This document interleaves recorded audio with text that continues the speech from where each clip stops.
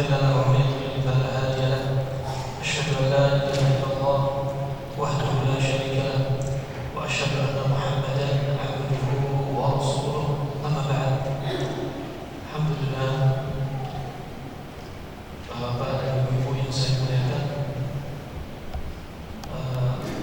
dalam kesempatan pagi hari ini di tempat yang mubarak di Masjid As-Siddiq, kita akan mulai pembahasan dari kajian rutin insyaallah dari pembahasan kita salah satu kitab dari kitab-kitab karangan Ibnu Qayyim rahimahullah, kitab yang dikarang oleh ulama sekitar kurun ke-7 700 Hijriah. Beliau dikenal dengan Imam Muhaddits Al-Faqih Al-Mufassir Muhammad bin Abi Bakar bin Ayyub Az-Zura'i Ad-Dimashqi Al-Hambali, dan dikenal dengan Ibnu Qayyim Al-Jauziyah. Beliau terkenal juga dengan Tabibul Qalb, dikenal dengan dokter hati, sehingga pilihan kitab yang akan kita bahas di sini yaitu penyakit hati dan obatnya sangat cocok sebagaimana yang ditentukan oleh ibu-ibu dengan kitab Ad-Da' wad-Dawa, penyakit dan obatnya, atau juga dengan kitab yang sama yaitu Al-Jawab Kafi, Al-Jawab Kafi. Dan kitab semacam ini adalah kitab yang perlu dibahas oleh kaum muslimin muslimat, kitab yang kita berada di zaman kaum muslimin muslimat dan manusia pada umumnya sedang dalam keadaan krisis akhlak, sedang dalam keadaan sejauh-jauhnya zaman setelah Nabi SAW, sedang dalam keadaan sebesar-besarnya pengaruh dunia maya dan jauhnya dari peradaban sebaik-baik manusia, yaitu Nabi dan para sahabatnya. Nabi sebagai manusia, sebagai Nabi, sebagai Rasul, dan mereka berada di sebaik-baiknya zaman, sampai Allah Subhanahu wa taala bersumpah dengan surat Al-Asr, wal 'asri innal insana lafi khusr, innal insana lafi khusr, ya. Dan Allah bersumpah dengan Al-Asr. Dari 6 tafsiran Al-Asr di sini diantaranya adalah Allah bersumpah dengan sebaik-baik masa, yaitu masanya Nabi SAW bersama para sahabatnya. Kitab ini dikarang sebagai terapi dari Ibnu Qayyim rahimahullah untuk mengobati jiwa manusia, untuk mengobati racun yang ada di jiwa manusia dari penyakit hati. Beliau menyebutkan obat-obat, penjelasan obat-obat yang sudah mujarab, yang menyelamatkan manusia dari penyakit hati ini. Obat yang paling utama adalah Al-Quran Al-Karim dan As-Sunnah An-Nabawiyah. Penyakit hati dibagi menjadi 2, sebagaimana dalam surat Al-Asr, wal 'asri innal insana lafi khusr illa alladhina amanu wa 'amilus shalihat wa tawassaw bil haqqi wa tawassaw bis sabr. Ya. Dalam ayat terakhir surat Al-Asr ini coba kita perhatikan. Wa tawassaw bil haqq wa tawassaw bis sabr. Di sini Allah sebutkan bahwasanya manusia betul-betul dalam keadaan sangat merugi sekali. Pertama, yang menunjukkan penekanan dari Allah Subhanahu wa taala, Allah bersumpah demi masa, wal asr. Ada yang mengatakan al-asr yaitu sepanjang masa. Allah bersumpah dengan masa, semua masa. Ada yang menafsirkan al-asr di sini adalah Allah bersumpah dengan waktu asar. Ada yang menafsirkan al-asr di sini adalah sebaik-baik waktu sepanjang zaman, yaitu zamannya Nabi bersama para sahabatnya. Allah bersumpah. Ya. Sumpah ini menunjukkan apa? Penekanan. Gak akan seseorang bersumpah kecuali apa? Setelahnya akan berbicara tentang sesuatu yang sangat penting sekali. Wal asr innal insana, sesungguhnya manusia, betul-betul. Inna di sini sesungguhnya juga merupakan penekanan yang kedua dari Allah Subhanahu wa taala. Kemudian la fi khusr. Ya. La di sini namanya lam muzahlaqah, yang artinya hukum asalnya li'anna, tapi la di sini pindah ke belakang. Innal insana lafi, maknanya juga menunjukkan penekanan. Ya. Illal ladina, ya. Yang keempat, penekanan keempat. Jadi pertama Allah bersumpah, kemudian ada huruf inna menekankan, kemudian ada lam muzahlaqah menekankan, kemudian ada pengecualian, huruf pengecualian illa.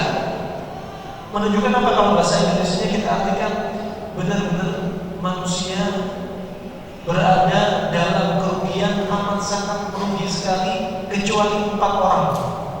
Illal ladzina amanu, kecuali orang-orang yang beriman. Maksudnya apa? Beriman dengan benar, dengan ilmu. Illal ladzina amanu wa 'amilus shalihat, kemudian beramal dengan ilmu yang dia punya. Beramal dengan ilmu yang dia punya. Kemudian illal ladzina amanu wa 'amilus shalihat, yang berikutnya wa tawassaw bil haqq wa tawassaw bis sabr. 2 hal yang perkara yang terakhir ini adalah obat penyakit hati. Wa tawassaw bil haqq, penyakit hati yang pertama adalah syubhat, kerancuan dalam beragama, kerancuan dalam memahami agama. Sehingga apa? Wa tawassaw bil haqq, agar apa? Saling menasihati dalam perkara al-haq. Apa itu al-haq? Yaitu Al-Quran dan As-Sunnah. Al-haq adalah al-yaqin. Al-yaqin adalah Al-Quran dan Sunnah. Ilmu yang datang dari Allah dan Rasulnya adalah al-yaqin, tidak diragukan lagi. Kalaupun ilmu matematika dikatakan ilmu yakin, itu masih diragukan, masih ada salahnya. Tapi ilmu qala Allah wa qala Rasulullah, yaitu ilmu yang haqqul yaqin, betul-betul yakin, tidak diragukan lagi. Pasti kita harus meyakini kebenarannya. Maka ilmu syubhat, yaitu penyakit hati berupa syubhat, kerancuan, diobati dengan apa? Al-Quran wa As-Sunnah. Ya, ini Ibnu Qayyim nanti akan menyebutkan di sini, ya, dalilnya Al-Quran dan Sunnah, Al-Quran dan Sunnah. Karena apa? Hakikatnya obat hati. Kemudian penyakit hati yang kedua, wa tawassaw bis sabr, penyakit hati berupa syahwat. Syahwat, dan syahwat ini diobati dengan apa? As-sabr, kesabaran. Kalau penyakit hati yang pertama syubhat, diobati dengan al-haq wa tawassaw bil haq, yaitu Al-Quran wa Sunnah, al-yaqin. Adapun penyakit hati berupa syahwat, itu diobati dengan sabar, kesabaran. Ya. Dikatakan oleh Syekh Muqbil rahimahullah taala, dia mengatakan kathiru minad du'a in zalaku laisa bisababi asyubhat walakin bisababi asyahwat. Kata beliau rahimahullah, banyak sekali para dai tergelincir mereka, urusan dakwah mereka bukan karena apa? Kerancuan dalam agama, tapi mereka banyak tergelincir karena syahwat. Hati-hati. Ini dai punya, masya Allah, menghafal Al-Quran, menghafal hadis, ya, dihadapkan dengan umat, berdakwah. Tapi banyak para dai tergelincir bukan karena kerancuan agama. Ternyata syahwat lebih membahayakan.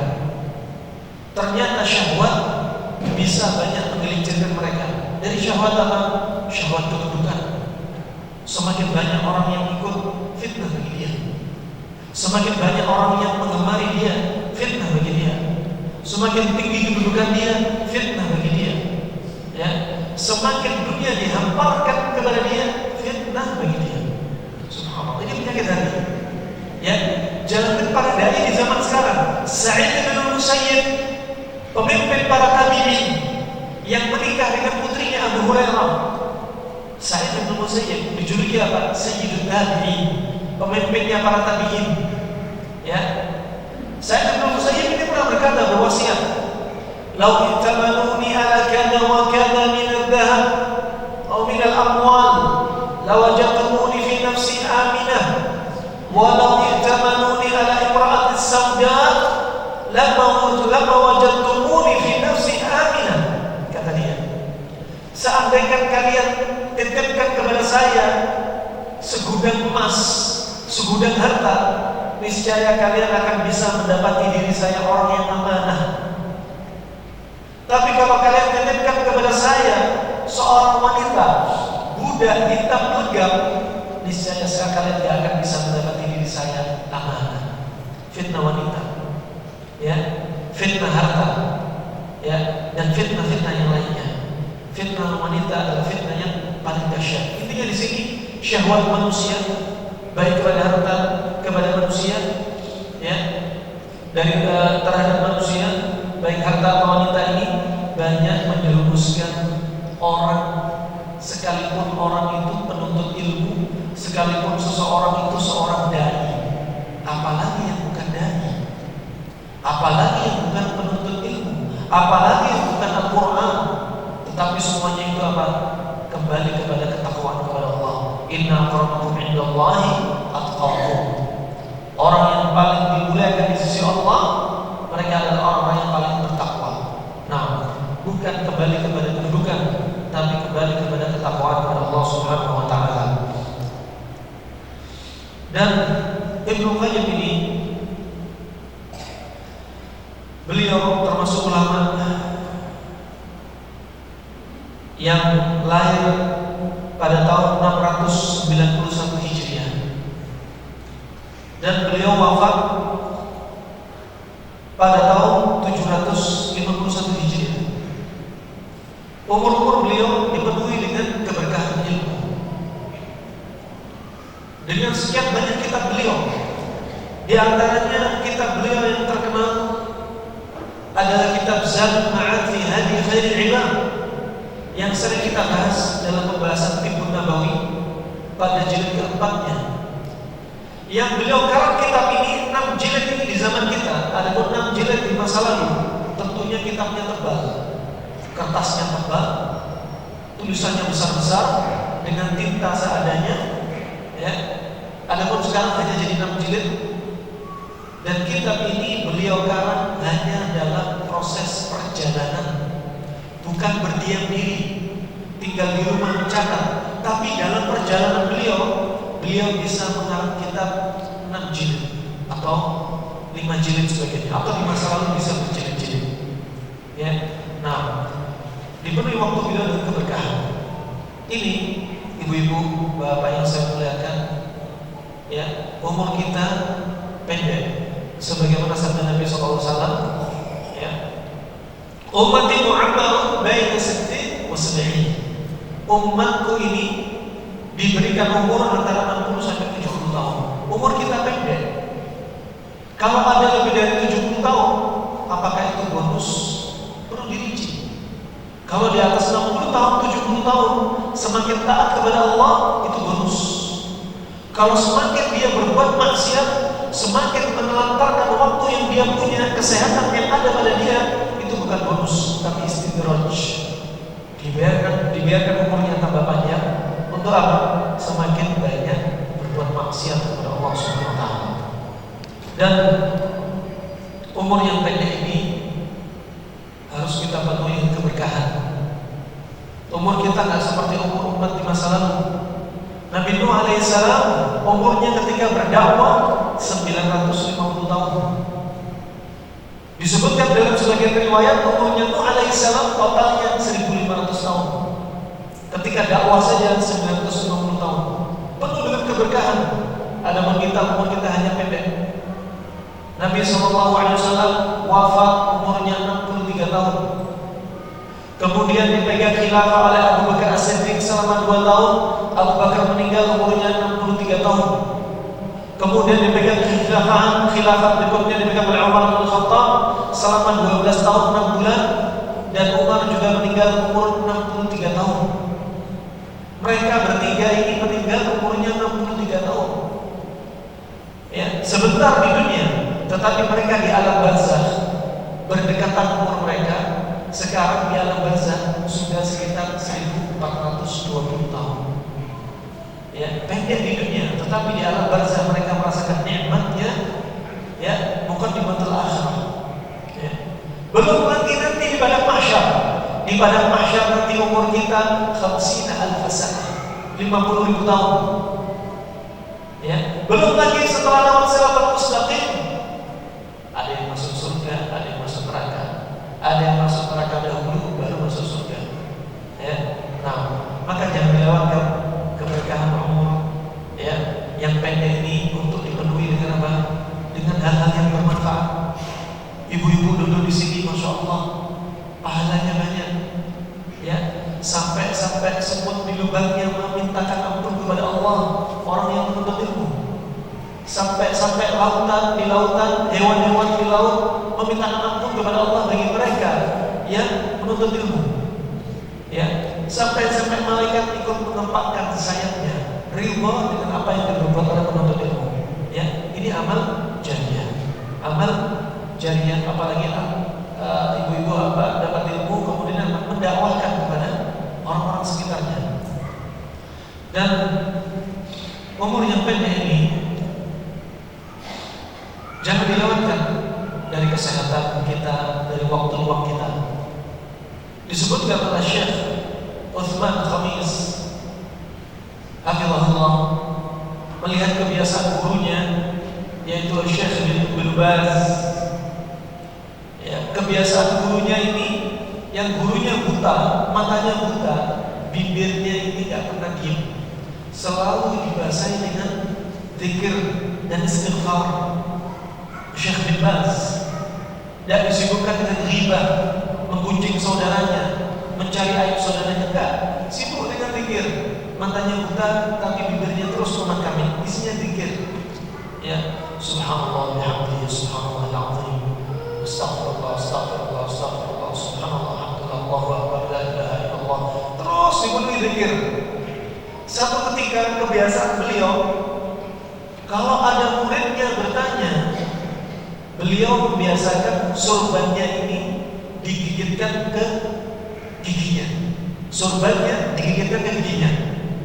Ternyata apa tujuannya? Biar bibirnya berhenti komat kami. Ya. Kenapa? Karena ada muridnya bertanya, biar dia bisa dengar, konsentrasi, mendengarkan pertanyaan muridnya. Ya subhanallah. Ya.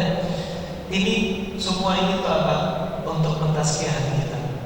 Orang kalau hatinya keras, biasanya dia jarang pikir, mudah marah, ya, mudah marah, jarang pikir, suka bermusuhan, suka melempar air, pandangan yang berbahaya, suka berbuat hasad kepada saudaranya.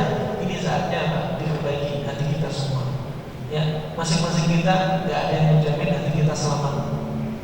Hati, kondisi hati dibagi menjadi 3.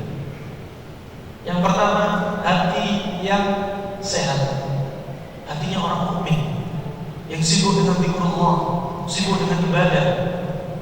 Yang kedua, hatinya orang sakit, orang muslim tapi sibuk dengan maksiat, lalai dari zikrullah, ya, dan menjerumuskan dirinya pada hal-hal yang membahayakan keimanan dia.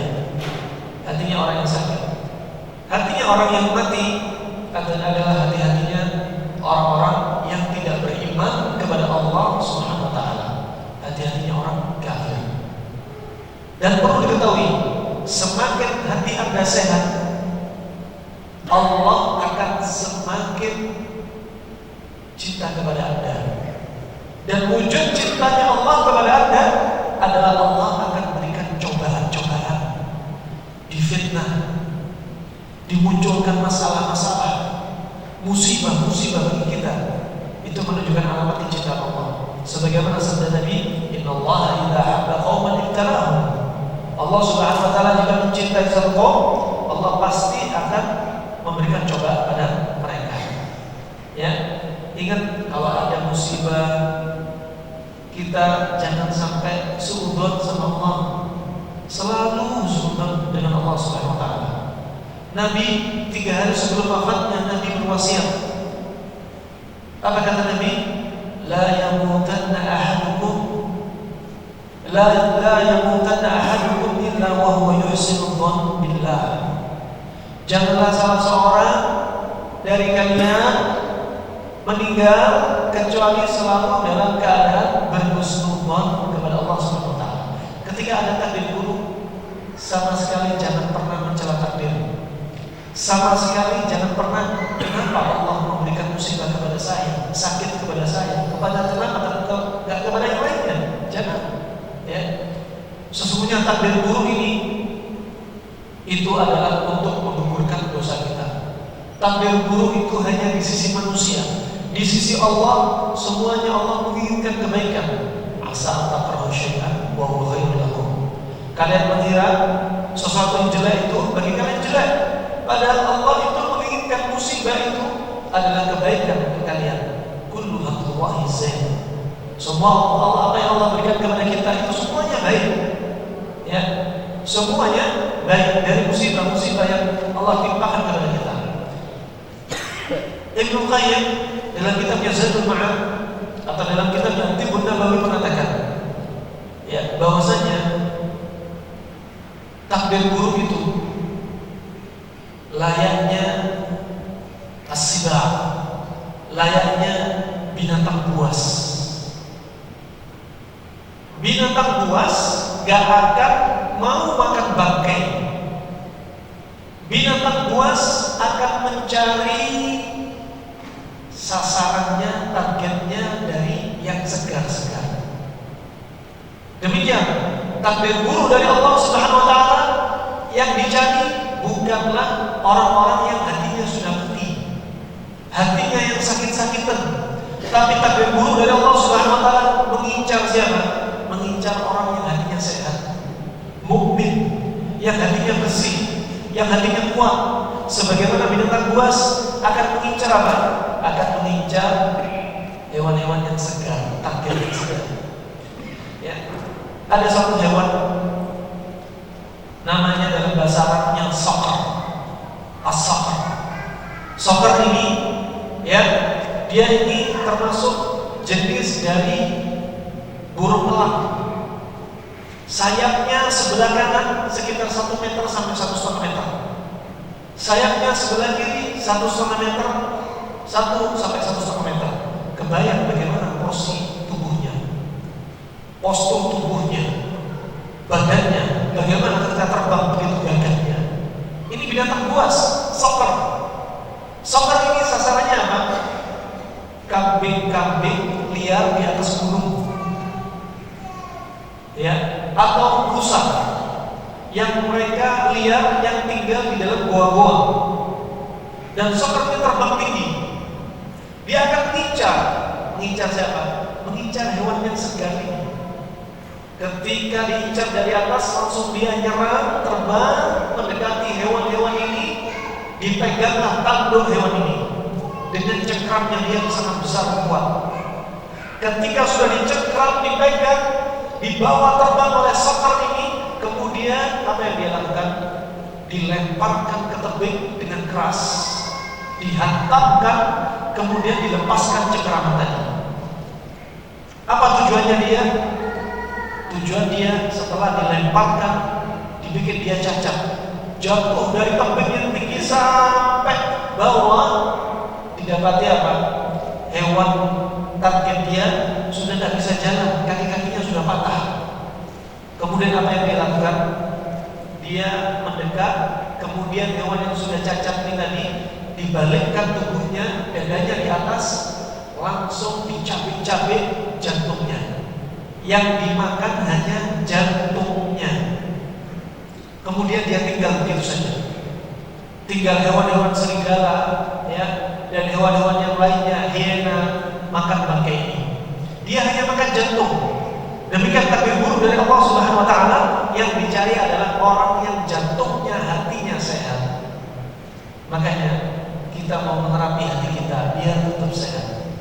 Nah, dan Ibnu Qayyim rahimahullah termasuk salah satu murid senior Syekhul Islam Ibnu Taimiyah. Beliau belajar duduk dengan gurunya sekitar 16 tahun. Ya, 16 tahun Ibu. Sudah pintar bahasa Arab, hafal Al-Quran, belajar sama gurunya 16 tahun. Lah kita orang Indonesia, ya, baru belajar menuntut ke gurunya, belum bisa bahasa Arab, baru 4 tahun pulang-pulang sudah Masya Allah dakwah kemana-mana. Ya, sudah Masya Allah, baru ilmunya sedikit gara-gara media maya jadi viral. Ya, padahal masih banyak orang-orang yang nggak viral, ilmunya lebih mahir daripada kita orang. Cuma nggak diviralkan.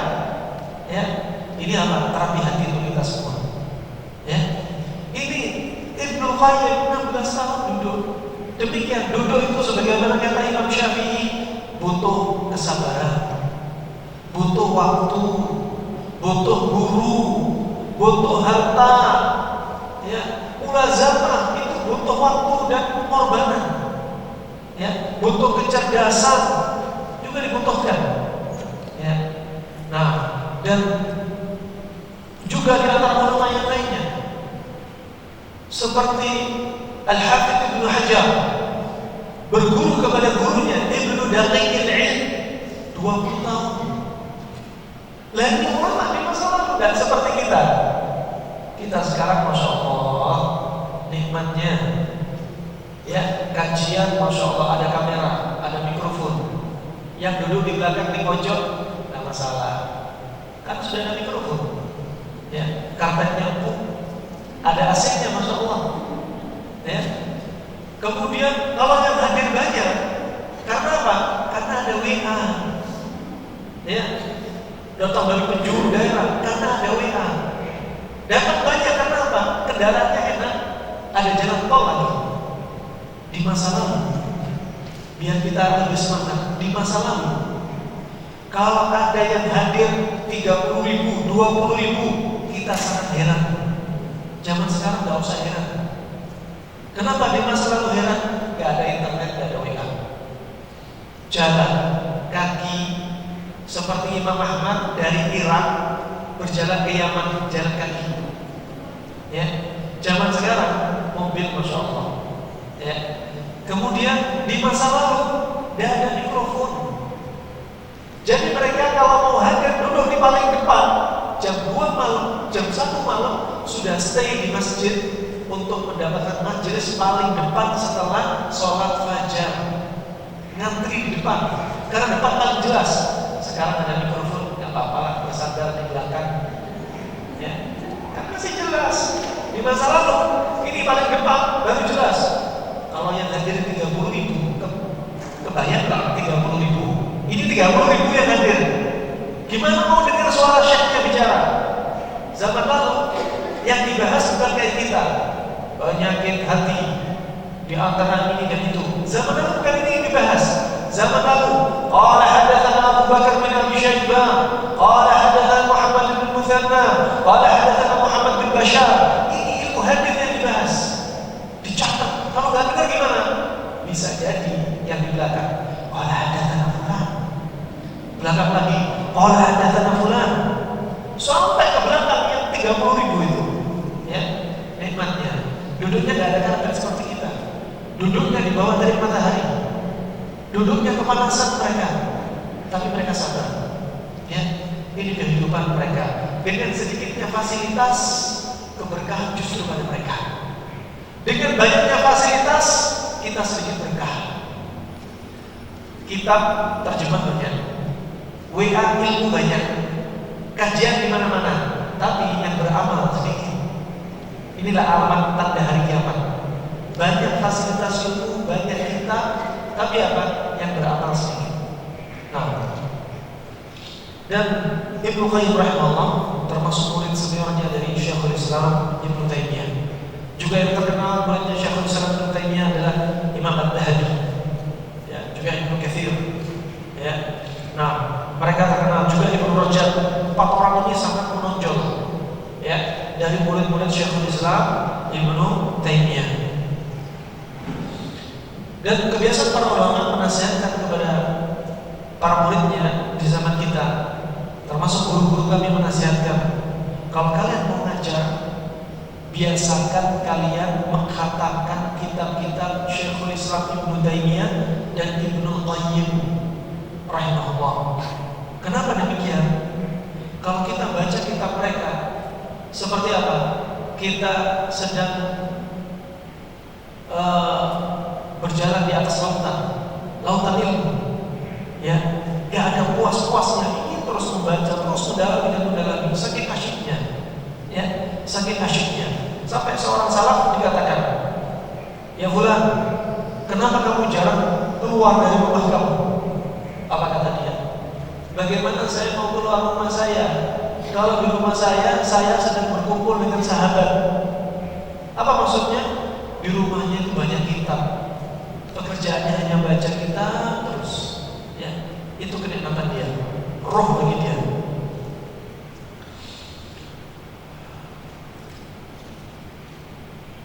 Dan Ibnu Qayyim rahimahullah, beliau ini direkomendasi oleh para ulama-ulama yang lainnya, ya, seperti Al-Hafidz Ad-Dhahabi yang sezaman dia di zamannya, sama-sama murid Syekhul Islam Ibnu Taimiyah, ya, bahwasanya Imam Ad-Dhahabi merekomendasi beliau tentang ilmu hadisnya, tentang beliau disibukkan dengan ilmu fikihnya, dan beliau juga disibukkan dengan tulisan-tulisan kitabnya, ya.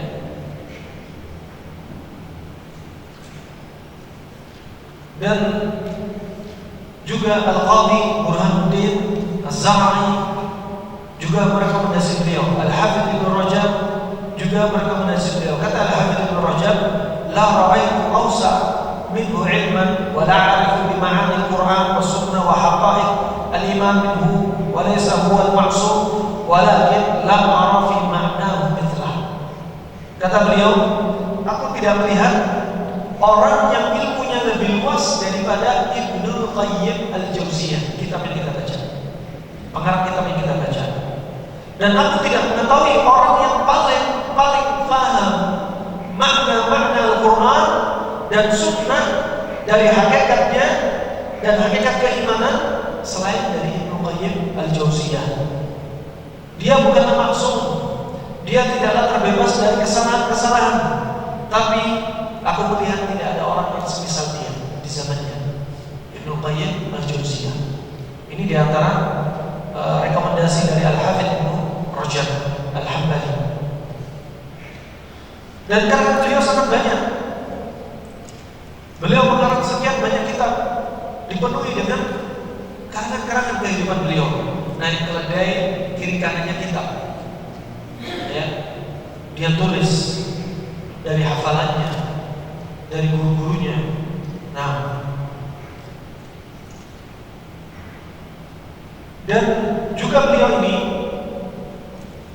sampai sebelum wafatnya, beliau melihat mimpi yang sangat indah, yaitu mimpi bertemu dengan gurunya yang setia bersama dia, Syekhul Islam Ibnu Taimiyah. Dalam mimpi beliau bertemu dengan Syekhul Islam Ibnu Taimiyah, bertanya tentang kedudukan dia, kedudukan Ibnu Qayyim rahimahullah, dan Syekhul Islam memberikan isyarat bahwasanya dia termasuk orang yang paling besar. Ibnu Qayyim adalah muridnya Syekhul Islam ini, termasuk orang yang paling besar dari pembesar-pembesar pemuka agama, ya. Kata dalam mimpinya, Ibnu Taimiyah berkata, wa anta kitta tulhiqu bina walakin anta al-an fi tabaqati Ibnu Khuzaimah. Kata Syekhul Islam dalam mimpinya Ibnu Qayyim, coba mimpinya begitu detail sekali, menunjukkan ini mimpi isyarat dari Allah Subhanahu wa taala. Detail sekali. Apa katanya? Gurunya Syekhul Islam Ibnu Taimiyah, adapun engkau, kedudukan kamu wahai Ibnu Qayyim hampir mendekati kedudukan kami. Dan kedudukan kamu sekarang adalah pada kedudukan Ibnu Khuzaimah. Ya, Ibnu Khuzaimah. Nah, ini sekilas tentang muqaddimah tentang kitab ini dan sekaligus dari pengarang kitab. Kemudian kita baca dari muqaddimah. Bismillahirrahmanirrahim. Wa bihi nasta'in. Bismillahirrahmanirrahim.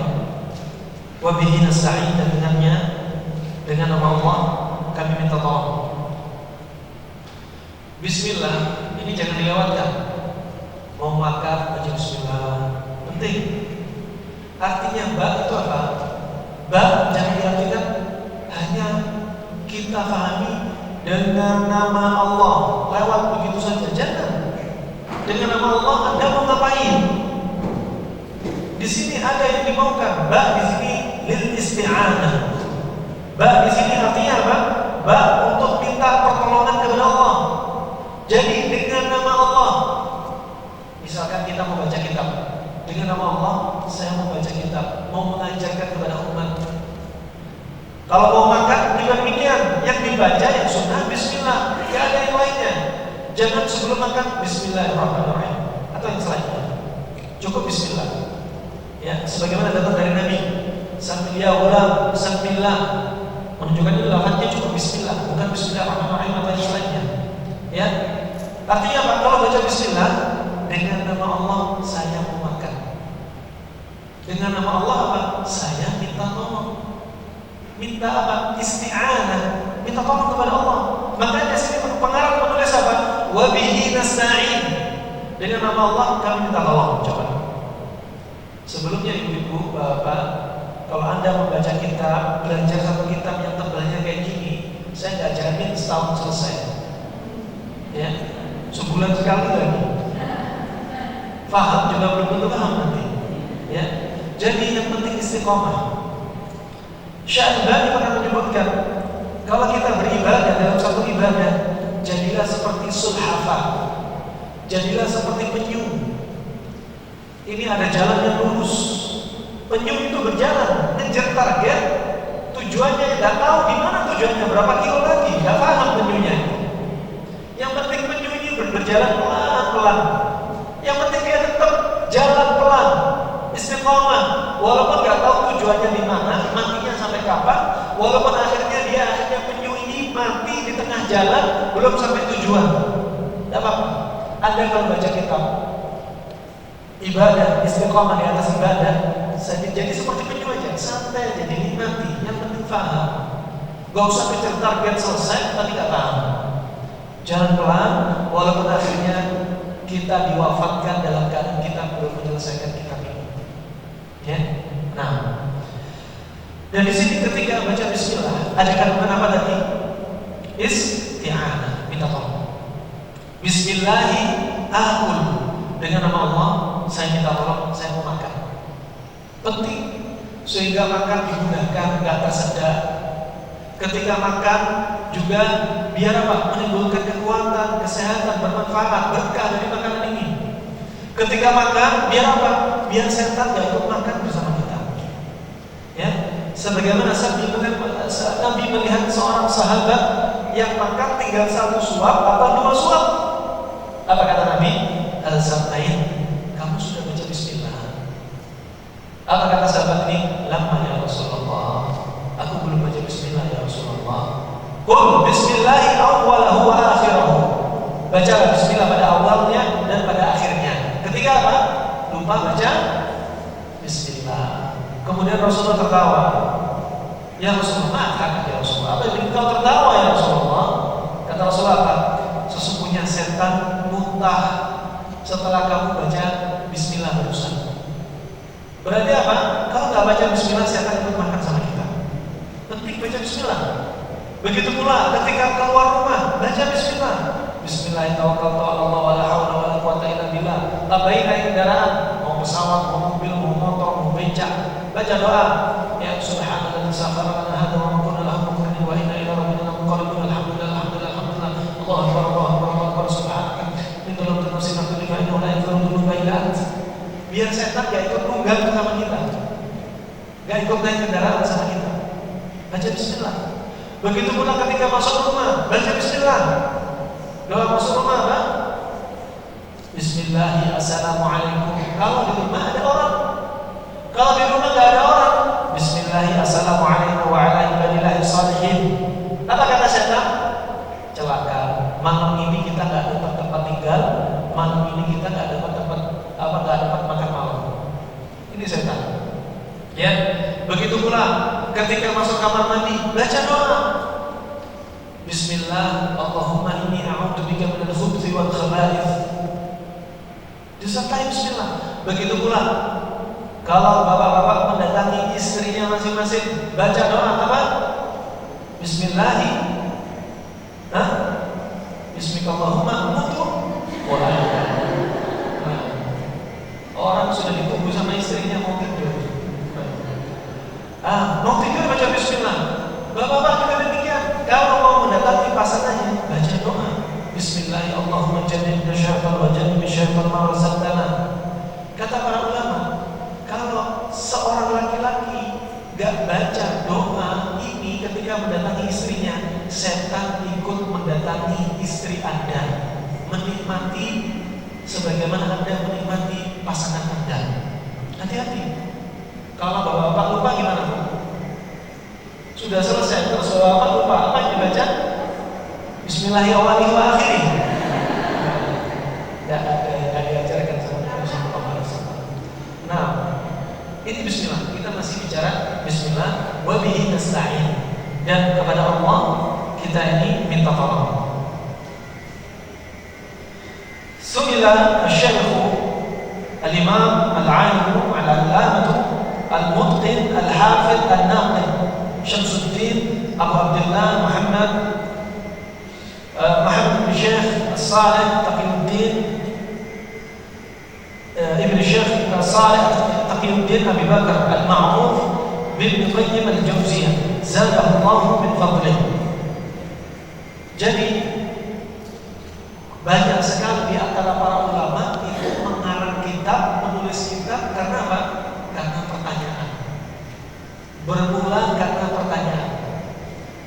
Ya, seperti Syekhul Islam juga demikian. Akidah wasitiyah, karena ada orang Damaskus yang bertanya tentang akidah. Al-Hamawiyah juga demikian. Ya, banyak sekali di antara ulama mengarang kitab karena apa? Pertanyaan dari para muridnya. Terkadang muridnya yang request, tolong tulis kitab ya Syekh. Nah, dan di sini Ibnu Qayyim rahimahullah ditanya. Ya, beliau ini ditanya, "Ma taqulu sadatul ulama a'immatud din radhiyallahu anhum ajma'in fi rajulin ibtala bibulyah wa 'alima annaha in istamarrat bihi afsadat dunya wa akhiratahu." Ya. Beliau ini ditanya, bagaimana menurut pendapat kamu? Ya. Sadatul ulama, pemimpinnya para ulama, pemimpinnya pemuka agama radhiyallahu anhum ajma'in, tentang apa? Tentang seorang lelaki yang dia terfitnah. Ada bala bagi dia, cobaan bagi dia. Dan diketahui bahwasanya jika dia terus-menerus melakukan hal ini, maka rusaklah dunia dan akhirat dia. Wa qad ijtahada fi daf'iha an-nafsi bi kulli tariqin. Dan orang ini sudah sudah mengeluarkan semua tenaganya untuk menangkal dari dirinya yang muncul musuh-musuh ini dari segala jalan. Apa maksudnya? Musuh hati. Ya, contoh contoh riya. Sebagaimana dikatakan oleh seorang ulama muhaddits Ibnu Sirin, dia pernah berkata, aku tutup pintu riya dari satu ibadah, dia muncul riya dari ibadah yang lainnya. Aku tutup pintu ibadah yang ini, muncul lagi dari pintu yang lainnya. Aku tutup pintu yang ini, muncul lagi dari pintu yang lainnya. Ini penyakit hati. Ya, bagaimana kalau ada orang dia betul-betul ingin melawan, betul-betul ingin melawan pintu riya ini. Ya. Fama yazdadu illa tawaqada wa syadda. Ternyata musuh penyakit jiwa ini semakin keras. Faman hila fi daf'iha. Bagaimana kira-kira untuk menangkalnya, untuk mengatasi penyakit ini? Wa man tariq ila kashfiha. Bagaimana metode untuk mengangkatnya, menghilangkannya? Rahimallahu man 'ana al-mubtala. Maka semoga Allah merahmati dan menolong orang-orang yang teruji dari fitnah semacam ini, penyakit hati ini. Wallahu fi 'auni al-'abdi ma kana al-'abdu fi 'auni akhihi. Aftuna mahjurin rahimakumullah ta'ala. Kemudian si penanya berkata, ya, dan Allah Subhanahu wa ta'ala lah dia yang menolong seorang hamba, dan selama hamba itu menolong saudaranya, dan semoga engkau diberikan pahala, berikan takwa kepada kami rahimahumullah ta'ala. Ya. Fa'ajabu Syekh Al-Imam Al-Alim Syekhul Islam Mufti Al-Muslimin Syamsuddin Abu Abdullah bin Abi Bakar bin Ayyub Imamul Madrasah Al-Jauziyah rahimahullah ta'ala. Kemudian Ibnu Qayyim menjawab. Beliau menjawab, ya, adapun beliau tidak memberikan judul. Diberikan judul di sini ada tanda kurung merah, bukan judul dari pengarang. Ya, bukan judul dari pengarang. Diberikan judul dengan apa? Likulli da'in dawa. Setiap penyakit itu pasti ada obatnya. Kali ini kita sedang bicara penyakit hati. Kadang Ibnu Qayyim juga membicarakan penyakit fisik, jasmani. Kemudian jawab beliau, alhamdulillah. Amma ba'd, faqad thabata fi sahih al-Bukhari min hadits Abi Hurairah radhiyallahu anhu, an Nabi sallallahu alaihi wasallam annahu qala, ma anzalallahu da'an illa anzala atau unzila lahu shifaa. Hadis ini riwayat Imam Al-Bukhari dan An-Nasa'i dan Ibnu Majah dari Abu Hurairah radhiyallahu anhu. Hadis yang sahih. Biasakan untuk Bapak, Bapak kalau cari hadis yang sahih.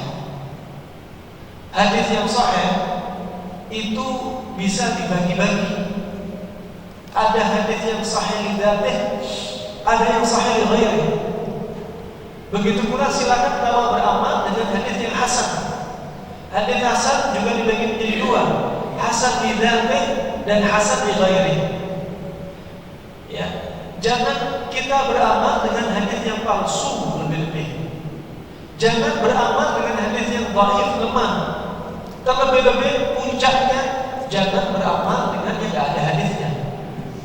Nah, makanya apa? Ini prinsip dalam kita beragama. Gak boleh kita fanatik golongan. Gak boleh. Fanatik golongan tertentu gak boleh. Imam Asy-Syafi'i sudah mengajarkan kepada murid-muridnya, idza sa'alta an madhhabi, jikalau kalian tanya tentang madhabku, apa kata Imam Syafi'i? Idza sahha al-hadits fa huwa madhhabi. Jika ada hadis yang sahih, itulah madhabku. Ya. Jangan kita bilang apa madhab kamu, Syafi'i. Kalau kita tanya Imam Syafi'i, misalkan dia masih hidup, Imam Syafi'i, madhab kamu apa? Madhabku ya aku, tidak mungkin. Madhabku apa? Kata Imam Syafi'i, jika hadis sahih, itulah madhabku. Ini jawaban Imam Syafi'i. Maka apa? Kita nggak boleh fanatik golongan. Cukup kita lihat ada dalil sahih, hasan, amalkan. mau datang dari mazhab Syafi'i, mau datang dari mazhab Hanafi, mau datang dari mazhab Maliki, mau datang dari mazhab Ibnu Sirin, mau datang dari mazhab yang lain, silakan. Mazhab bukan hanya 4, bahkan yang dikenal waktu itu 8 mazhab. Yang 4 ini yang banyak ramai viral, diviralkan oleh para murid-murid mereka. Nah, kemudian Nabi SAW bersabda, kata Nabi apa? Allah tidaklah menurunkan penyakit kecuali Allah turunkan obatnya. Ini prinsip. Hadis ini bukan hanya untuk mengobati penyakit hati, penyakit jasmani juga demikian. Kalau Anda sakit, gak usah sibuk-sibuk nyari pengobatan di luar negeri, mau Jerman, mau Amerika, mau Inggris. Obat Anda di sini gak jauh-jauh. Ya, demikian sampai disebutkan Ibnu Qayyim, kalau Anda sedang musim, misalkan musim sekarang buah durian, gak musim mangga, Anda jangan impor mangga dari Thailand, dari Filipina. Kenapa? Karena bukan pada musimnya. Tubuh kita sesuai dengan musim kita, sehingga tubuh kita cocok dengan buah-buahan dan makanan yang ada pada musimnya. Gak perlu impor dari luar. Kenapa? Ada penyakit, ada obatnya di situ. Ya, kalau makan durian, katanya, kata dokter sekalipun, kalau habis makan durian, cari penawarnya. Penawarnya gak jauh-jauh. Durian ini makanan yang sifatnya panas, ya, membahayakan orang yang sudah punya kolesterol dan asam urat. Ada penawarnya. Kasih air di kulitnya, di dalamnya diminum kulitnya. Air yang sudah ditumpah di kulitnya. Ada penawarnya. Ketika makan kacang, katanya kacang bikin asam urat. Ada kulit arinya, ternyata ada penawarnya. Kalau makan jeruk bikin sakit mah, ada serabut-serabutnya, kulit arinya, jangan dibuang. Kalau makan salad katanya bikin sembelit, ada kulit arinya, jangan dibuang. Allah turunkan obat, Allah turunkan penyakitnya. Tidak usah jauh-jauh, obat kita dekat di situ. Nabi SAW sudah mengajarkan, karena kitab-kitab Ibnu Qayyim dalam kitab Tibbun Nabawi atau Zadul Ma'ad jilid keempat, kalau ada orang sakit pinggang, kata Ibnu Qayyim apa? Nabi sudah mengajarkan. Riwayat Abu Daud dari Anas bin Malik, obat yang sudah muncul dari wahyu. Orang yang nyeri pinggang, bukan nyeri pinggang karena HMP, tapi karena apa? Nyeri pinggang karena isialgia. Ya, nyeri pinggul, ke paha, kemudian ke lutut, ke betis sampai ujung jari. Nabi sudah menyebutkan ilajul ilqun nasa ilyatul kibsh. Obatnya nyeri pinggang itu pakai apa? Ekornya kambing. Coba aja ya. Orang nyeri pinggang dikasih ekor, gak jauh-jauh, gak usah ngasih dari luar negeri ya. Nah, dan sekarang di Jerman ekornya kambing jadi obat yang mahal melalui proses nano dan lain sebagainya. Jadi obat yang sangat mahal. Untuk apa? Obat nyeri pinggang, untuk kanker dan lain sebagainya ya. Bahkan disebutkan Nabi SAW, semua nanti ketika di alam kubur, ya, nanti itu ada yang hancur, dagingnya kemakan sama tanah, ya, ada yang hancur, kecuali ada yang satu gak hancur. Apa namanya? Us-us atau ajnab dan tulang ekor. Ya, kalau jasadnya para nabi, bumi diharapkan untuk makan jasadnya nabi. Dan nanti dari tulang ekor ini akan dibangkitkan kembali kita ini. Dari apa? Tulang ekor. Nah, ini juga tulang ekor kambing punya manfaat sangat dahsyat. Ya, orang nyeri pinggang dikasih ekor. Ya, ini pengobatan Nabi. Adapun dari yang lainnya, kalau kita telah sama, penyakit sama obat gak jauh. Contoh, kalau ada orang rantang senja dibawa ke puskesmas dikasih vitamin A. Apa sih isinya vitamin A? Mata ikan, mata gas mata, tak jauh-jauh. Ada orang anemia, sama Pak Dokter dibilang banyak makan hati sapi ya. Karena tempat dia salah satu produksinya adalah di liver makan liver. Ada ibu-ibu kena apa? Kena yaitu cairan sinovial, sendi kering. Pergi ke dokter spesialis tulang. Apa kata dokternya? Banyak-banyak makan kikil sapi ya, kaki kasih kaki, ya. Kemudian ada juga, ya, orang yang osteoporosis, osteoporosis resepnya apa? Sharp cartilage, tulang rawan ikan hiu. Tulang kasih tulang, tapi jangan makan tulang sapi. Tulang rawan ikan hiu, ya. Nah, itu contoh. Nah, banyak sekali contohnya. Contoh yang lainnya datang dari Nabi tentang apa? Tentang lalat. Satu sayapnya bawa penyakit, satu sayap obat. Gak usah jauh-jauh. Kalau ada orang diare karena lalat masuk di bejana, gak usah minum antibiotik.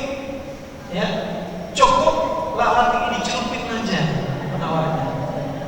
Ya, kata Nabi apa?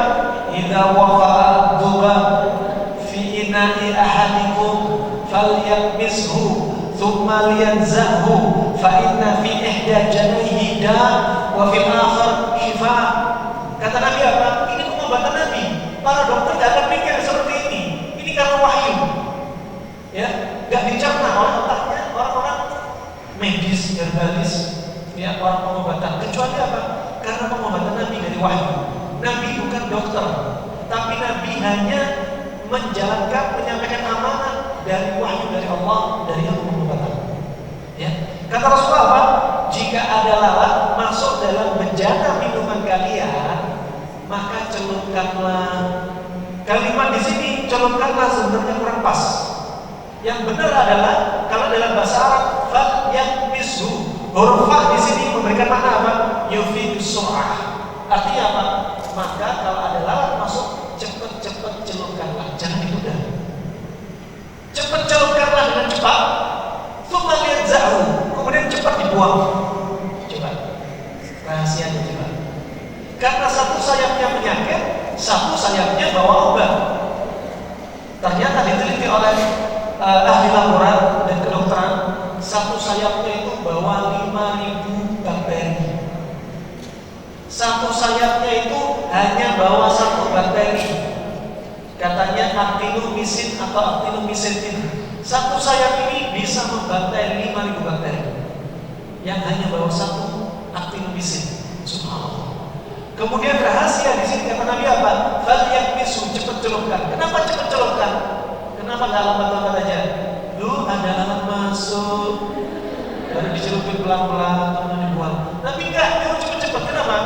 Karena anti racun di sini dari satu sayapnya kalau dicelupkan cepat, seperti apa? Seperti bom yang diledakkan. Dicelupkan cepat, cepat dibuang, seperti bom cepat meledakkan sisa bakteri. Ya. Terus ada yang tanya, Ustaz, kalau saya sudah menjalankan sunnah seperti ini, saya celupin, saya buang, tapi saya nggak tega minum. Apakah menyelisih sunnah? Tidak menyelisih sunnah. Kalau nggak tega ya sudah, karena Nabi sudah mengajarkan. Kalau suka dimakan, kalau enggak jangan dimakan, jangan dipaksakan. Ya, tapi kalau menurut saya mubadir. Apalagi minum kopi, kopinya satu cangkir 70.000. Ya, dicelupkan, kemudian kopinya dibuang salalatnya. Mubadir ya. Nah, dan ini hadis ini subhanallah prinsip, termasuk bukan hanya pengobatan hati, pengobatan jasmani juga. Kalau Anda sakit, obatnya nggak jauh-jauh, nggak usah jauh-jauh, ya. Itu prinsip, ya. Ada penyakit nggak perlu ke luar negeri, obatnya nggak jauh dari dokter Anda. Nah, wa fi Sahih Muslim min hadits Jabir bin Abdullah, dari Sahih Muslim dari hadits Jabir bin Abdullah. Jabir bin Abdullah, ya kita yang kupas satu demi satu ini, ya nggak usah kejar target. Jabir bin Abdullah termasuk sahabat Nabi SAW yang dikenal waktu itu pernah ditanya Nabi. Jabir bin Abdullah pernah menikahi, bukan pernah, dia nikah dengan seorang janda. Ketika ditanya Nabi, apa kamu menikahi wanita janda atau perawan? Kata Jabir bin Abdullah, janda. Kemudian di sini ada pelajaran. Kemudian kata Rasulullah, hal tazawwaj bikran? Ya. Hal tazawwaj bikran? Kenapa kamu enggak menikahi perawan saja? Ini hukum asalnya. Seorang laki-laki nikahi cari yang perawan. Adapun Nabi perawannya satu, seperti Aisyah, lainnya janda. Kemudian kata Jabir, Kenapa? Karena Jabir punya saudara-saudari yang masih kecil, sehingga apa? Dibutuhkan untuk merawat saudara dan saudarinya. Karena ada kebutuhan, ya. Karena ada kebutuhan. Kenapa? Karena tabiatnya seorang wanita janda, mereka lebih berpengalaman. Keibu-ibuannya lebih dibanding perawan, ya. Nah, dan juga hadis yang lainnya pelajaran dari Nabi SAW. Ketika ada seorang lelaki ini sedang proses nikah. Kemudian Nabi bertanya kepada dia, hal nadarta ilaiha? Ini itu apa? Ibu-ibu yang punya anak perempuan, juga anak laki-laki, ya. Karena banyak terjadi ta'arufnya tergesa-gesa, akhirnya terjadi perceraian. Ya. Rasulullah bertanya kepada dia, hal nadarta ilaiha? Apakah kamu sudah melihat calon pasangan kamu? Lama ya Rasulullah. Aku nggak melihat ya Rasulullah. Undur ilaiha, lihatlah calon pasangan kamu. Fa inna fi a'yunihim syai'. Kata Rasulullah, lihatlah wanita calon pasangan kamu, karena ada di antara wanita-wanita penduduk Madinah, mereka itu matanya sipit. Ya, makanya perlu nagor. Di sini menunjukkan bahwasanya apa? Orang-orang Arab suka dengan mata yang belok, mata lebar. Makanya Nabi mengingatkan dia, lihat, karena sebagai penduduk wanita matanya sipit. Nagor, barangkali kamu nggak cocok, makanya disuruh nagor. Ini sunnah, ya, sunnah. Ada kenyataan terjadi di Kuwait, ya, sampai muncul di koran, juga di negeri Yaman, sebagian mereka tidak melihat calon istrinya. Yang penting dapat kabar, ya. Setelah itu apa? Langsung akad nikah. Akhirnya apa? Terjadi perceraian pada malam pertama. Ya. Makanya sebagaimana kata seorang syair, ya ibnal kiram, ala tadru ma qad haddatsuka, falaysa ra'in kaman sami'a. Wahai anakku, sini. Lihatlah, langsung jari dekat. Jangan cuma mendengar. Karena apa yang didengar itu nggak seperti apa yang dilihat dari dekat.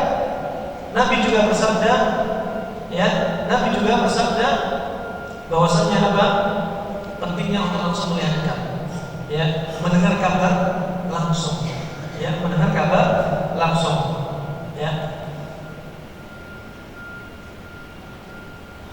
Ketika itu terjadi kisah nyata di Kuwait, ya, seorang lelaki melangsungkan pernikahannya tanpa proses nomor melihat.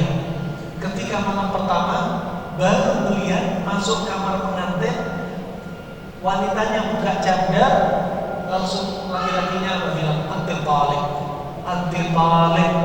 sudah anti tak cerai. Apa ternyata? Wanitanya punya kumis. Ya, ini kenyataan. Makanya sunnah itu jangan sampai apa dilanggar. Ya.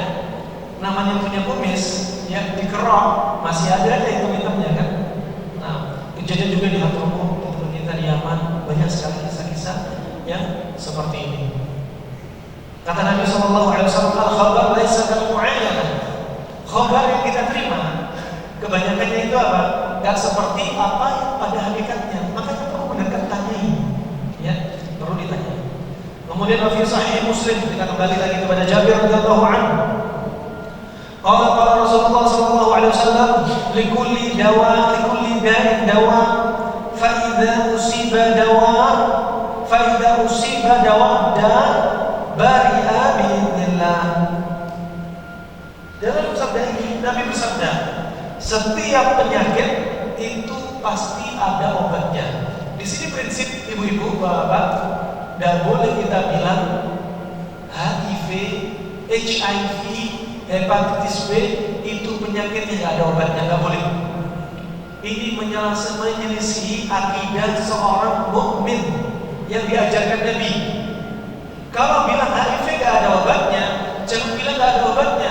Mungkin belum ada yang menemukan. Hepatitis B, jangan bilang nggak ada obatnya. Mungkin manusia belum ada yang menyikap. Kalau obatnya sudah ada atas izin Allah, ya, Allah yang akan memberitahu siapa yang Allah berikan dia ilmu untuk menyikap obat hepatitis B, HIV, ya. Ini kayaknya seorang mukmin muslim. Maka kalau ada dokter di sini, ya, ada medis atau paramedis atau herbalis, jangan sampai mengucapkan ucapan seperti ini. Ya, Allah sudah ciptakan obatnya, cuma kita belum tahu. Disingkap, belum disingkap. Mungkin sebagian orang sudah menyingkap, ya, cuma belum disebarkan terapi pengobatan tersebut. Faidah usiba dawamda, kalau obat itu cocok apa? Cocok dosisnya, cocok diagnosa dengan obatnya, ya, cocok sifat obatnya. Kalau ada penyakit sifatnya panas, kasih sifatnya dingin, cocok. Kalau semua ini cocok, penyakit ini akan sembuh dengan izin Allah. Faedah berikutnya, mau cocok obatnya kayak apapun, tapi kalau Allah nggak mengizinkan, dia akan sembuh. Ya, termasuk Nabi melarang melakukan satu pengobatan dengan obat yang haram. Misalkan menggunakan khamr, minuman keras, untuk mengobati satu penyakit. Walaupun menurut dia cocok, tapi Allah tidak akan memberikan izin kesembuhan bagi sesuatu yang haram. Ya, hakikatnya dia nggak sembuh. Ya, hakikatnya dia tetap mengidap satu penyakit. Kenapa? Setiap orang melakukan sesuatu bertawakal kepada Allah Subhanahu wa taala. Dan syaratnya tawakal ada 3. Yang pertama adalah i'timad 'ala Allah, bersandar kepada Allah Subhanahu wa taala. Ini syarat yang pertama. Kalau ada orang sakit hati, sakit fisik, jangan bersandar kepada orang.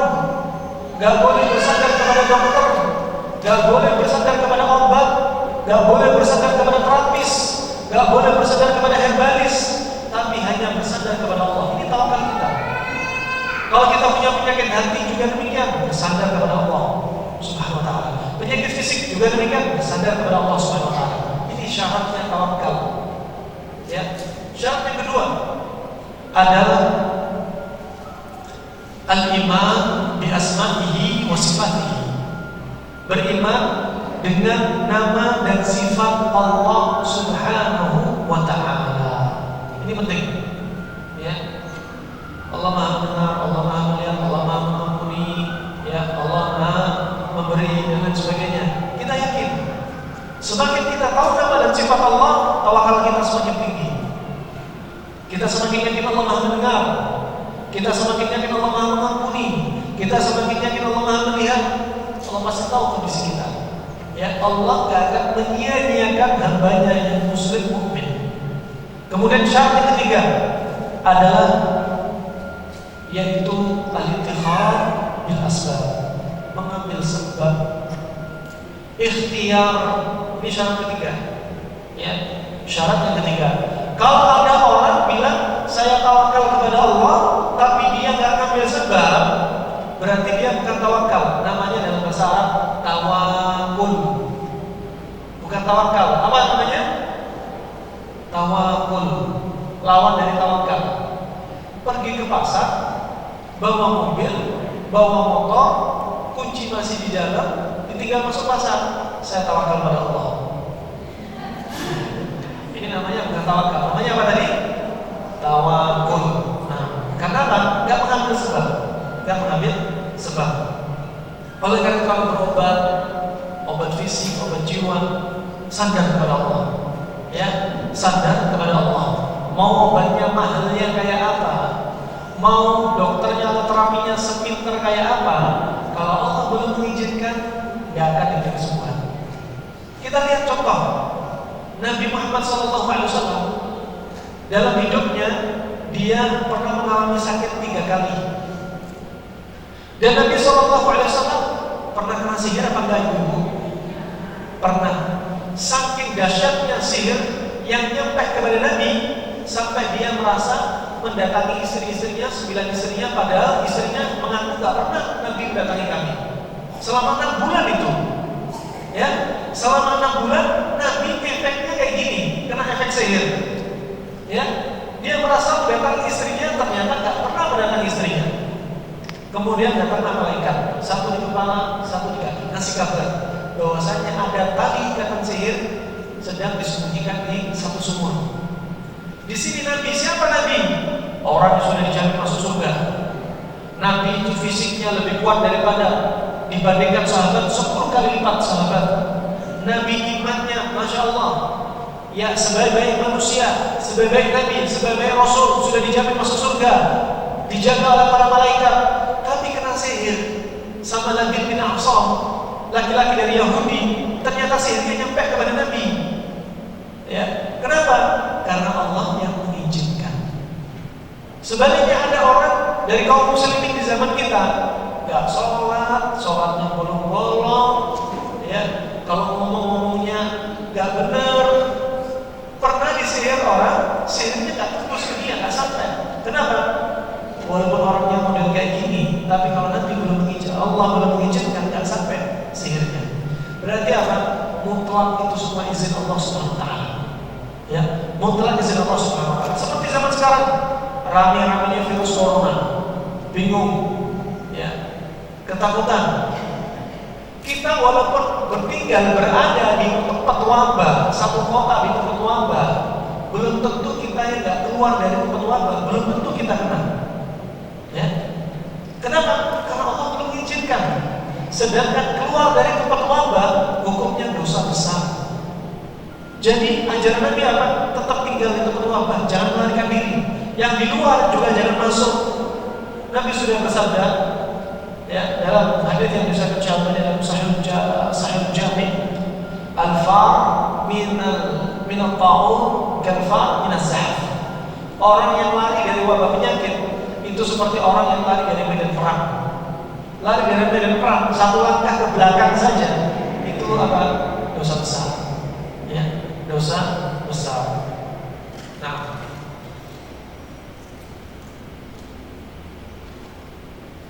InsyaAllah 7 menit lagi, sisanya tanya jawab InsyaAllah. Ibu ada pertanyaan disiapkan di kertas InsyaAllah. Wa fi musnad al-Imam Ahmad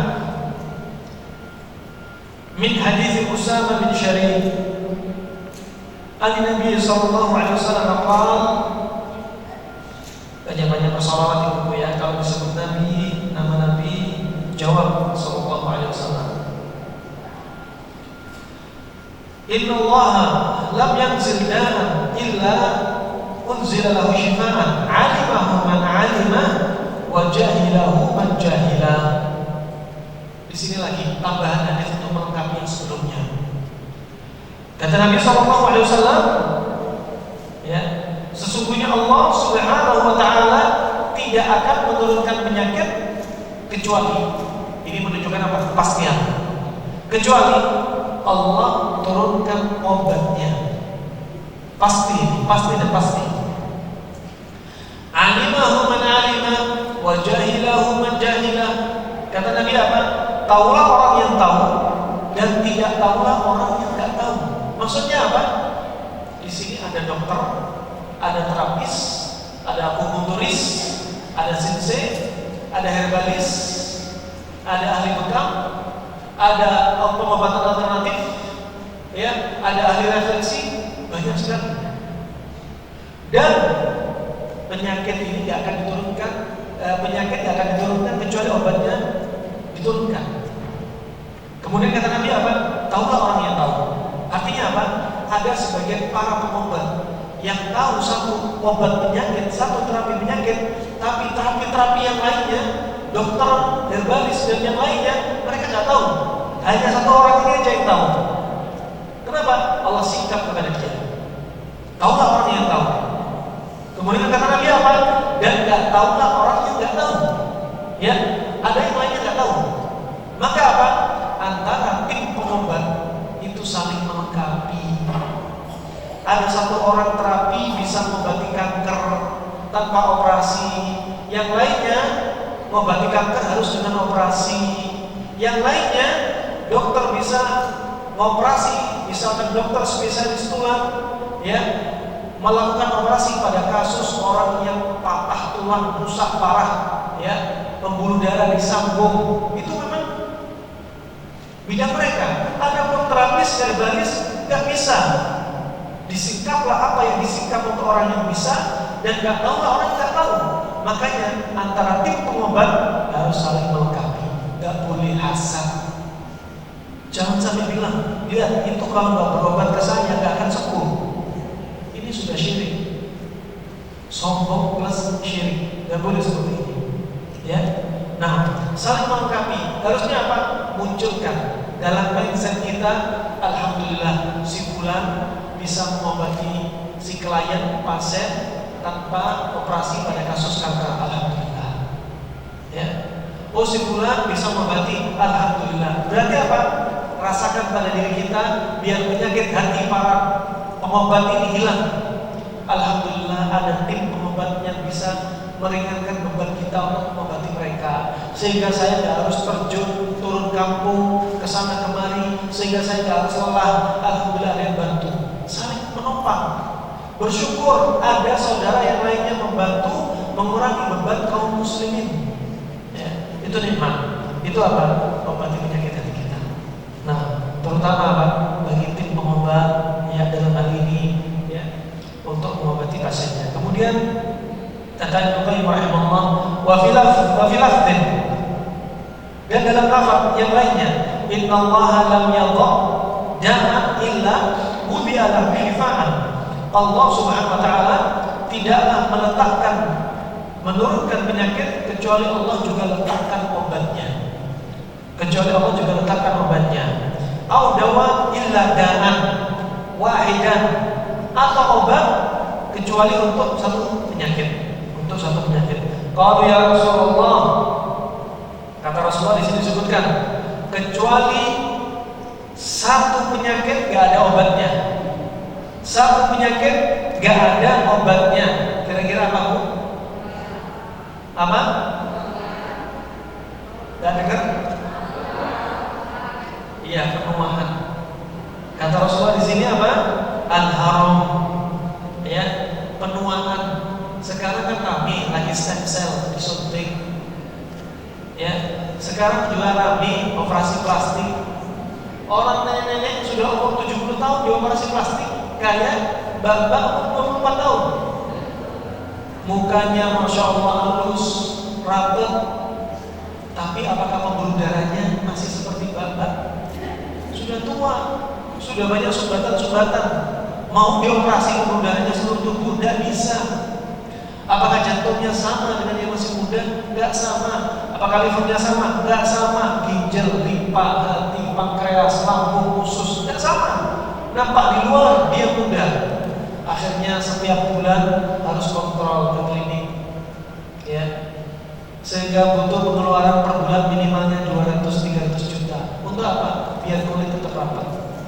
Nah, ini apa enggak ada obatnya? Hakikatnya enggak ada obatnya. Penuaan, tua yang tua.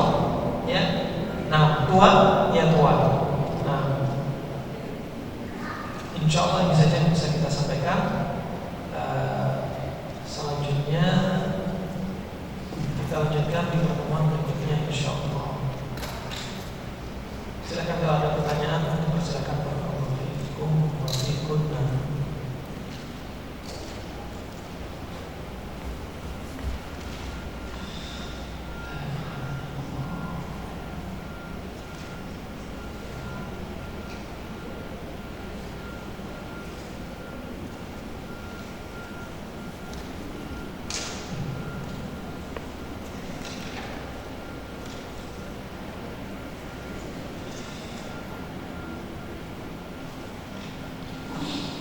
Ustaz, Anda pernah mendengar madu adalah obat dari segala macam penyakit?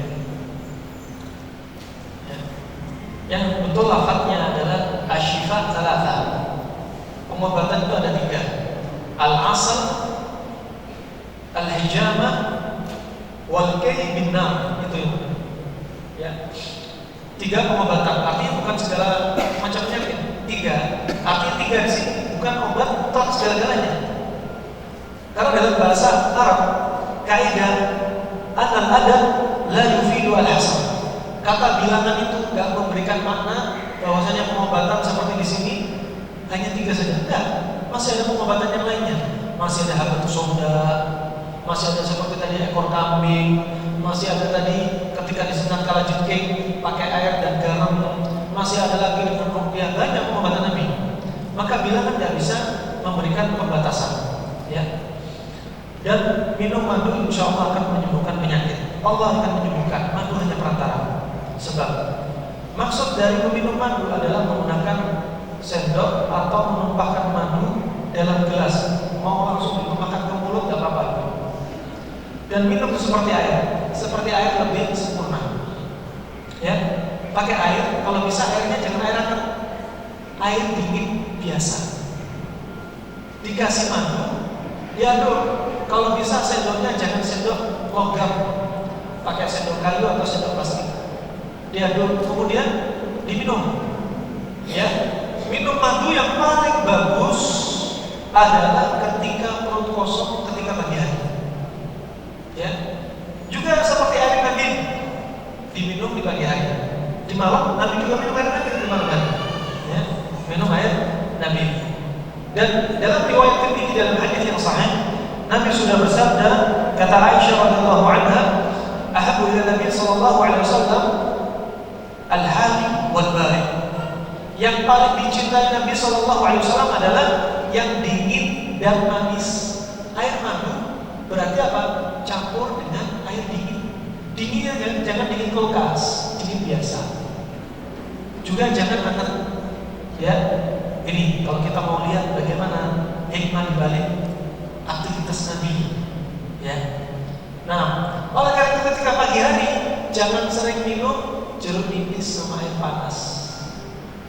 Rendaman apel, rendaman kurma, rendaman nanas, rendaman cabai, jangan. Ya. Makanya Nabi SAW ketika bangun tidur coba sahurnya sahur kurma. Ya. Kemudian disebutkan hadis man tasabaha bi sab'i tamaratin lam yamurhu fi dzalikal yawm as-sihr wal sum. Barang siapa yang makan pagi hari 7 kurma ajwa, akan pada hari itu tidak akan membahayakan dia sihir dan racun.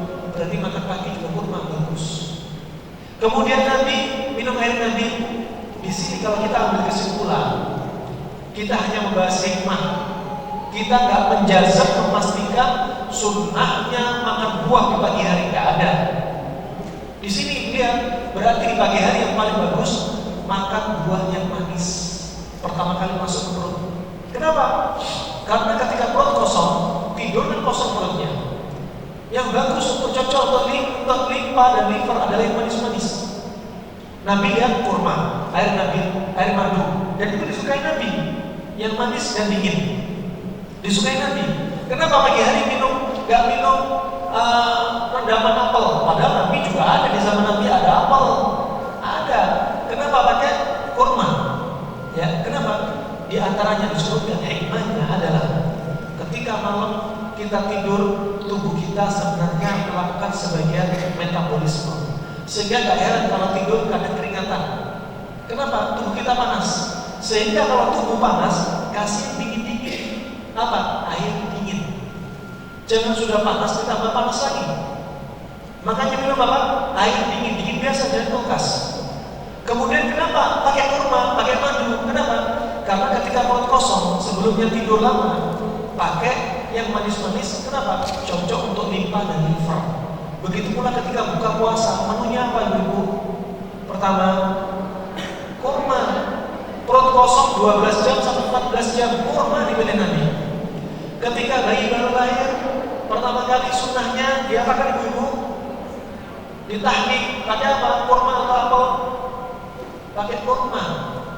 Ya, kenapa? Karena cocok pertama kali untuk masuk liver dan limpahnya si bayi adalah yang manis-manis. Rasulullah pilih kurma karena kurma paling manis. Dan itu sunnah. Kita beribadah jangan mencari hikmah. Sunnah yang diajarin, hikmah hanya kita bahas mengikuti saja. Ya.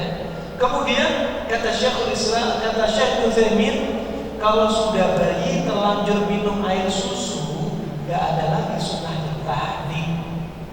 Karena tahnik, karena susu rasanya apa ibu-ibu? Hah? Apa? Asin ya? Ya. Susu rasanya gak manis, condong ke asin. Sehingga apa? Kalau sudah terlanjur minum air susu, kata Syekh Utsaimin, gak ada lagi sunnahnya tahnik pakai kurma. Ini hikmah, ya. Kalau minum jeruk sama air panas ingin mengecilkan perut, mungkin 1 pekan 2 pekan nggak apa-apa. Tapi kalau jadi rutinitas tiap hari, ingat satu saat liver dan limpa akan rusak, ya, akan rusak. Karena anak para dengar Ustaz bukan dari kalangan sunnah mengajarkan untuk minum madu seperti minum air. Bahaya ini. Madu ada dosisnya. Kalau minum madu seperti minum air bahaya. Madu itu sifatnya panas. Kalau tubuh kita punya penyakit sindrom panas, kita kebanyakan madu, katakan orang dengan darah tinggi. Darah tinggi itu sindrom panas. Madu panas. Lah ini madu terus dikonsumsi berlebihan, darah tingginya tambah naik. Ini prinsip. Cinta hitam juga gitu. Habatus sauda, kata Ibnu Qayyim, sebagaimana sabda Nabi, dawa likulida illa sam. Habatus sauda itu obat segala macam penyakit kecuali kematian. Di sini menunjukkan habatus sauda obat segala macam penyakit. Tapi kalau teori Ibnu Qayyim mengarang kitab ini, dia mengatakan habatus sauda sifatnya panas. Berarti kalau langsung dikonsumsi untuk orang kena batu ginjal, untuk orang darah tinggi, untuk orang kencing manis, untuk orang asam urat, untuk orang yang sindrom panas, bisa jadi malah memperparah. Karena habatus sauda sifatnya panas.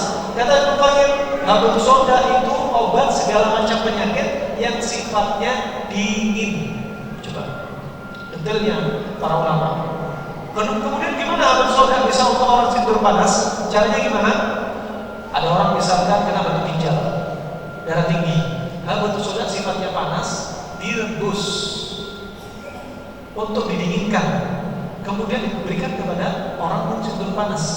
Ya, pernah kita coba, ada bapak-bapak kena batu ginjal, kalau nggak salah sekitar 1-3 cm. Ya, kita hanya rasain habatus sauda tapi direbus. Subhanallah, dalam hitungan 3 hari kencingnya sudah putih kotor, seperti apa? Kapur yang sudah hancur. Subhanallah. Ya, kenapa? Habatus sauda sifatnya panas, batu ginjal sifatnya panas, direbus dulu untuk diberikan kepada kasus yang sifatnya panas.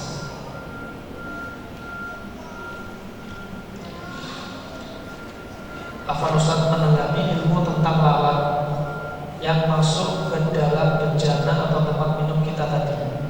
Lalu bagaimana Ustaz dengan lalat yang hinggap di tempat atau di atas makanan kita? Apa yang harus kita lakukan? Kalau makanannya anggaplah seperti agar-agar atau jelly, dia hinggap di situ karena dia bawa penyakit. Cukup disendok di mana? Disendok di tempat sekitaran lalat aja. Tapi syaratnya jelinya sudah beku. Kalau jelinya masih cair, celup aja. Nah, kalau jelinya udah beku ya disendok sekitarnya. Demikian ketika makan bubur ayam, jangan dibayangkan ibu ya. Ada bubur ayam kejatuhan lalat di situ. Ya, cukup apa? Cukup disendok, dipisahkan sekitar yang diinjak lalat, yang dihinggapi lalat. Ini khusus pada bejana yang medium isinya air, ya, dicelupin khusus air, ya. Apalagi kalau airnya air panas, anggaplah kopi. Ketika dia masuk ke tempat media yang panas, maka bakteri cepat menyebar. Oleh karena itu apa? Cepat-cepat dicelupin, cepat dibuang. Lain kalau airnya air dingin, dia nyebarnya lebih lambat. Ya, wallahu a'lam.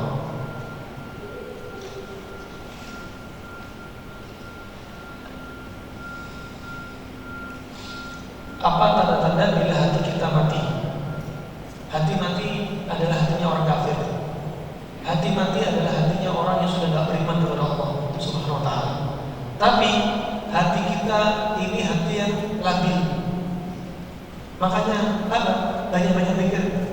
Ya muqallibal qulub, tsabbit qalbi ala dinik. Wa ya musarrifal qulub, sarfi qalbi ila ta'atik. Sering dibaca. Ya Allah, kokohkan hati saya ya Allah di atas agama kamu ya Allah. Biar iman apa? Gak turun terus. Kalau bisa iman naik, ya, iman naik. Karena iman manusia itu bisa naik, bisa turun. Barometernya apa? Barometernya kalau kita tahu kita bermudah-mudahan berbuat maksiat, melihat sesuatu yang diharamkan dengan mudah, nggak takut, ya. Kemudian lisan kita bermudah-mudahan membuncing saudaranya, membicarakan aib saudaranya, ketahuilah iman kita sedang turun. Kalau kita sedang ibadah, menjaga dari riya, menjaga lisan kita, saat itulah iman kita sedang naik. Ya, iman kita sedang naik. Dan iman, hati yang sehat ada kalanya akan menjadi sakit. Kapan sakit? Jika lalai dari zikir Allah, dibiarin, mengentengkan. Makanya cepat diobati kalau sakit. Kalau hati yang sakit gak cepat diobati, lama-lama akan menjadi hati mati, bisa mengeluarkan dari lingkaran agama, syahadat dia. Ya, karena apa? Karena sebagaimana dikatakan para ulama, al-maksiyah baridul kufur. Maksiat itu adalah pengantar untuk kekufuran. Dari hati sakit berbuat maksiat, terus maksiat sampai keluar dari Islam, kekufuran. Terjadi seperti ini. Dan iblis pintar, Dajjal juga pintar. Mereka kalau menyesatkan manusia, membuat hati manusia sakit, itu pelan-pelan, gak langsung dosis tinggi. Dosisnya tapering off, naik-naik, pelan. Ya, bagaimana Dajjal juga ketika menyesatkan nanti umat manusia, ya, ibu-ibu nanti kaum wanita di masanya Dajjal perbandingannya 1:50 dalam riwayat Imam Muslim. Zaman sekarang sudah 1:20. Ya, gak akan lama lagi Dajjal keluar. Ya, Dajjal ketika keluar pertama kali dia mendakwahkan dirinya adalah seorang nabi. Setelah pengikutnya banyak, naik lagi derajatnya, sesatnya dia. Bilang apa? Dia adalah Allah. Coba. Ya. Ini ya, pelan-pelan. Makanya apa? Jaga hati kita. Nah, bagaimana cara menjaga hati? Hadiri kajian-kajian ilmu, semangat ibadah, ya, zikir, doa agar hati kita dikokohkan oleh Allah Subhanahu wa taala, ya. Nah, bagaimana cara mengobati hati yang keras? Ciri-ciri hati yang keras, ibu-ibu, dia jarang nangis. Bukan nangis karena bertengkar sama suami, tapi nangis karena Allah. Sholat jarang nangis, baca Al-Quran jarang nangis, ingat maksiat jarang nangis. Ya, hati-hati. Ya, ini hati yang keras. Beda hati keras dan hati yang mati. Hati yang sakit bisa keras. Kalau hati mati mesti keras. Ya, tapi kalau dalam kehendak Allah, hati keras ini bisa mendapat hidayah. Ya, sesuai dengan Allah Subhanahu wa taala. Hati keras ini terkadang bisa lebih keras daripada batu. Batu ditetesin air bisa tembus lubang. Tapi kalau hati keras, ya, terkadang dia ditetesin, diberi nasihat, diberi ujangan ilmu Allah masih ngeyel. Ini hati keras. Dan hati keras ini sebabnya banyak. Di antaranya apa? Sering melakukan maksiat, bermudah-mudahan melakukan maksiat. Kemudian apa lagi? Sering mendengarkan musik, bikin keras hati. Kemudian apa lagi? Sibuk dengan mencari aib saudaranya, hatinya keras. Kemudian apa lagi? Lalai dari zikir Allah, hatinya keras. Sebaliknya, untuk melunakkan hati kita yang keras, di antaranya apa? Jangan lupa puasa 3 hari dalam 1 bulan, puasa Ayyamul Bid. Kalau nggak bisa tanggal 13, 14, 15, bisa puasa Senin Kamis, niatnya digabung dengan puasa Ayyamul Bid sebagaimana kata Imam Syafi'i. Ya, kata Rasulullah, "Shaum Ayyamul Bid yudhib wa sabr." Puasa 3 hari dalam sebulan itu untuk menghilangkan penyakit hati. Wahra sabr. Apa itu? Cepat marah. Apa itu? Hasad, iri, dengki. Obatnya pakai ini, obatnya nggak pakai paracetamol, obatnya nggak pakai temulawak, obatnya nggak pakai hepatoprotektor, tapi obatnya apa? Ibadah. Ya, demikian. Kemudian apa? Sering berkumpul dengan orang-orang miskin, sering berkumpul dengan anak-anak yatim. Ya, sehingga apa? Nggak ingin lihat ke atas terus. Wah, ini rumahnya tetangga ini mewahnya, kapan punya rumah begini? Ke atas terus Makanya Nabi bersabda, "Undur ila man tahtikum wa la tanzur ila man fawqakum." Lihat yang di bawah, enggak usah di atas, biar hati kita lembut. Terus apa? Hadiri kajian-kajian yang dibaca padanya qala Allah wa qala Rasulullah, biar apa? Hati kita lembut. Ya, ada orang sholat, ya, dia nggak pernah nangis. Ketika dapati imamnya nangis, baru dia nangis. Makmumnya baru bisa nangis, tanyain, "Kamu kok nangis?" "Iya, dengar imam nangis." Tapi nggak tahu maknanya. Ya, penting ya untuk meresapi ayat qala Allah, itu hadis Rasulullah SAW. Ini saja yang bisa kita sampaikan. Ya, semoga bermanfaat untuk kita semua. Semoga Allah istiqomahkan kita. Semoga Allah kokohkan hati kita. Dan semoga Allah menjaga kita dari hati yang sakit. Ya. Dan Allahumma tsabbit qulubana ala dinik. Ya muqallibal qulub, tsabbit qulubana ala dinik. Ya muqallibal qulub, tsabbit qulubana ala dinik. Wa ya musarrifal qulub, sarrif qulubana li ta'atik. Wa ya musarrifal qulub, sarrif qulubana li ta'atik. Wa ya musarrifal qulub, sarrif qulubana li ta'atik. Ini aja yang bisa saya sampaikan. Semoga bermanfaat dan jangan lupa untuk sabar dan istiqomah dalam menuntut ilmu dan dalam ibadah-ibadah yang lainnya. Bila taufiq wal hidayah, subhanallahumma wa bihamdik, asyhadu an la ilaha illa anta, astaghfiruka wa atubu ilaik. Wassalamu alaikum.